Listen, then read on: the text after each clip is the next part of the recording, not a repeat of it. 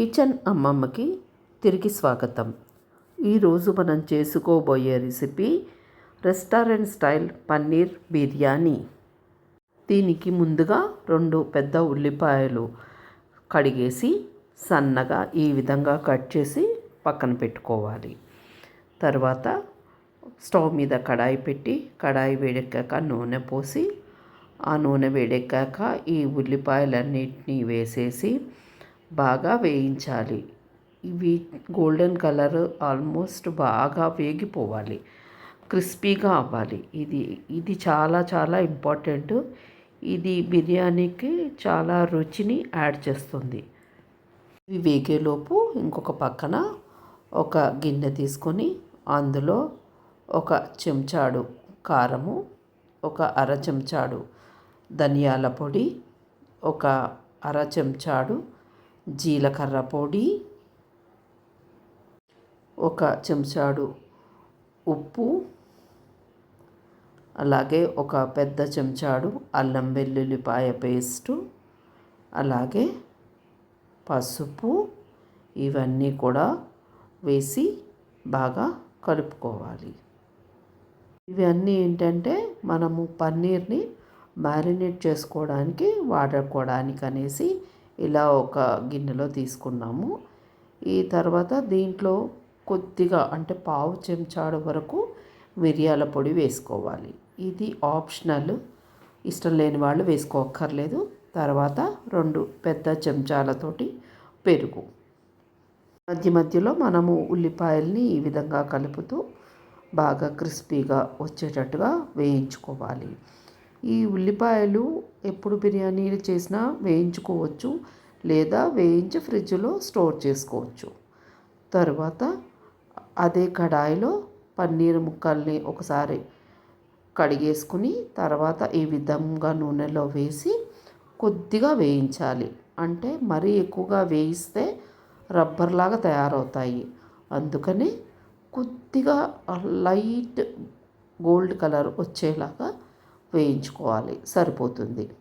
అదొక్కటి మట్టుకు మర్చిపోకూడదు. ఎక్కువగా వేగితే మట్టుకు కొంచెం తినడానికి కష్టంగా ఉండి రబ్బర్లాగా తయారవుతుంది పన్నీరు.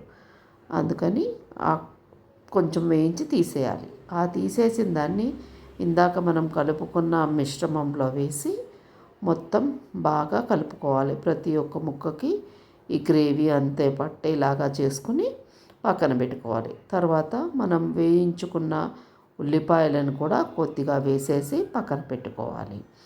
ఇప్పుడు ఒక గిన్నె తీసుకుని ఆ గిన్నెలో నీరు పోసుకుని ఆ నీరు బాగా మరిగించాలి.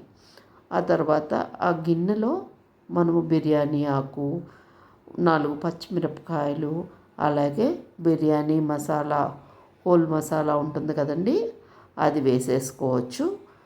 అంటే అన్ని యాలకులు, లవంగాలు, ఇలాచీలు అన్నీ కలుస్తాయి. కాబట్టి డైరెక్ట్గా అలా మనకు కలిపినది ఉంటే అలా వేసేసుకోవచ్చు. లేదంటే విడివిడిగా మీరు మసాలా ఎక్కువ తినేవాళ్ళైతే కొద్దిగా ఎక్కువగా వేసుకోండి, లేదంటే తక్కువ వేసుకున్నా సరిపోతుంది. ఇప్పుడు నేను వేసినది పచ్చగా కనిపించేది ఏంటంటే పచ్చిది బిర్యానీ ఆకు, డైరెక్ట్గా చెట్టు నుంచి తెచ్చి వేసింది. తర్వాత కొంచెం ఉప్పు కూడా వేసి ఆ నీరు మరుగుతున్నప్పుడు మనం ముందుగా 1 గంట ముందుగా నానబెట్టుకున్న 1 గ్లాసున్నర బిర్యానీ బియ్యాన్ని శుభ్రంగా కడిగేసి ఇందులో వేసి చక్కగా ఉడికించాలి. ఈలోపు మనము గ్రీన్ పేస్ట్ చేసుకుందాము. దీనికోసం కొంచెం పుదీనా, కొంచెం కొత్తిమీర, 4 పచ్చిమిరపకాయలు, కొద్దిగా పెరుగు వేసి మెత్తటి పేస్ట్ రెడీ చేసి పక్కన పెట్టుకోవాలి. ఉల్లిపాయలు వేయించాక ఉన్న నూనెని కొంచెం తీసి పక్కన పెట్టుకోవాలి. మధ్య మధ్యలో ఈ బియ్యాన్ని కదుపుతూ చూసుకుంటూ ఉండాలి. తర్వాత ఆ నూనెలో మనం మ్యారినేట్ చేసిన పన్నీర్ ముక్కలన్నింటినీ వేసేసి కొద్దిగా మధ్య మధ్యలో కదుపుతూ దాన్ని చూసుకుంటూ ఉండాలి. అడుగంటుకోకుండా చూసుకోవాలి. మధ్య మధ్యలో కదుపుతూ ఉంటే సరిపోతుంది. కానీ సిమ్లోనే పెట్టుకోవాలి. చూడండి, అది ఉడుకుతుంది, కలర్ మారుతుంది. ఇప్పుడు మనము ఏదైతే గ్రీన్ పేస్ట్ చేసుకున్నామో ఆ పేస్ట్ని కూడా వేసి కొంచెం సేపు ఉడికించుకోవాలి. ఒక అన్నము ఉడికిపోయింది, మనము 80% ఉడికించుకుంటే సరిపోతుంది, మొత్తంగా ఉడికించుకోకూడదు. దాన్ని స్ట్రైనర్లో వేసి ఆ వాటర్ అంతా తీసేసాను. తర్వాత ఈ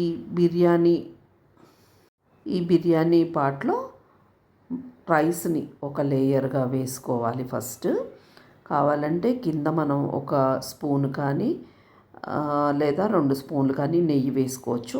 దానిపైన బియ్యం వేసి తర్వాత ఒక లేయర్ మనము పన్నీర్ కొంచెమే ఉడికించుకున్నాం కదా, ఆ పన్నీర్నంతా ఒక లేయర్ కింద వేసి చక్కగా సెట్ చేసుకోవాలి. తర్వాత మిగిలిన బియ్యాన్ని కూడా, అంటే అన్నం ఉడికించిన అన్నం ఉంది కదా, అది కూడా వేసేసి దాన్ని ఇంకొక లేయర్గా చేశాక దానిపైన మిగిలి ఉన్న పన్నీర్ కర్రీని మొత్తాన్ని వేసేయాలి. ఇది అంతా వేశాక కరెక్ట్గా లెవెల్ అంతా సెట్ చేసుకోవాలి. తర్వాత మనము వేయించి పెట్టుకున్న ఉల్లిపాయలు ఉన్నాయి కదా, వాటిల్ని కూడా ఈ పన్నీర్ పైన వేసేసి అలాగే కొంచెం కొత్తిమీర, కొద్దిగా పుదీనా ఇవన్నీ కూడా వేసేసి దీనిపైన మూత పెట్టేసి దమ్ము పైన 10 నిమిషాలు ఉంచాలి. అంతే. 10 నిమిషాలు నుంచి తర్వాత తీసాక ఇదిగోండి, బిర్యానీ ఈ విధంగా రెడీ అవుతుంది. ఇది సేమ్ రెస్టారెంట్ స్టైల్లోనే ఉంటుందండి. రుచి కూడా అంతే బాగుంటుంది. ఒక్కసారి మీరు తప్పకుండా ట్రై చేయండి.